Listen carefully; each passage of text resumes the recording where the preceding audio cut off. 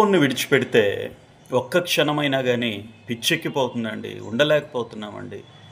ఖచ్చితంగా మా చేతుల్లో సెల్ ఫోన్ ఉండాలి. ఆఫీస్‌కి వెళ్ళినా, ఇంట్లో బెడ్‌రూమ్‌లో పడుకున్నా ఎప్పుడైనా గానీ సెల్ ఫోన్ ఉంటేనే మాకు సంతోషం అని చెప్పి చాలామంది భావిస్తారు.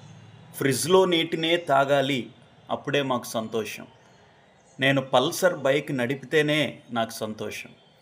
రోల్స్ రాయిస్ కార్ నాకు ఉంటేనే నాకు సంతోషం. డబుల్ స్టైర్ బిల్డింగ్ నాకు ఉంటేనే నాకు సంతోషం. ఒక 10 గ్రాముల గోల్డ్ నాకెప్పుడూ కూడా నా యొక్క శరీరం మీద ఉండాలండి. అప్పుడే నాకు సంతోషం.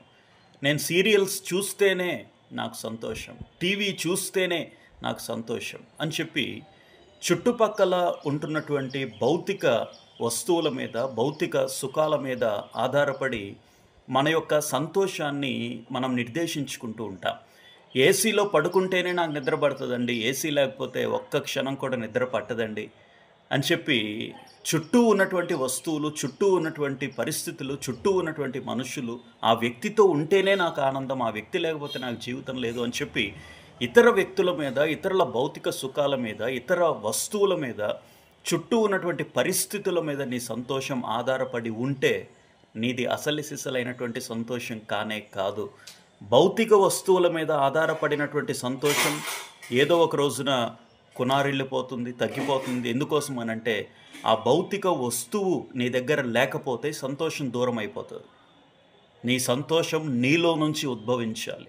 నీ సంతోషం నీ హృదయ అంతరంగాలలో నుంచి బయటికి రావాలి తప్ప బయటి నుంచి సంతోషం నీ దగ్గరికి వచ్చినప్పుడు అది కేవలం తాత్కాలికమైనటువంటి ఒక టెంపరరీ హ్యాపీనెస్గా మాత్రమే మిగిలిపోతుంది. కానీ ఎట్టి పరిస్థితుల్లోనైనా, ఎన్ని ప్రతికూల పరిస్థితుల్లోనైనా, ఏ పరిస్థితి ఎదురైనప్పటికీ కూడా నీవు సంతోషంగా ఉండాలి అనంటే, ఆ సంతోషం పర్మనెంట్గా ఉండాలి అనంటే, ఆ సుఖము, సంతోషము, సౌఖ్యము నీ హృదయము లోపల నుంచి వచ్చినప్పుడు ఆ పరిస్థితి ఎలా ఉన్నా, ఎక్కడ ఉన్నా, ఏ పరిస్థితుల్లో ఉన్నా నీవు ఎప్పుడూ కూడా సంతోషంగానే ఉంటావు. కాబట్టి సెల్ ఫోన్ లేదనో, ఏసీ లేదనో, కార్ లేదనో, బైక్ లేదనో, డబుల్ స్టైర్ బిల్డింగ్ లేదనో, బంగారం లేదనో నీవు దుఃఖపడుతూ ఉంటే వదిలిపెట్టేసేయ్. భౌతిక సుఖాలని వదిలిపెట్టేసేయ్. నీ హృదయం లోపల నుంచి వచ్చేటువంటి అసలు సిసలైనటువంటి సంతోషం మీద నీవు ఆధారపడితే ఎక్కడ ఉన్నా, ఏం చేస్తున్నా నీవెప్పుడు కూడా హ్యాపీగానే ఉంటావు. ఈ విషయాన్ని గుర్తించాలని తెలియజేస్తున్నాను. Thank you.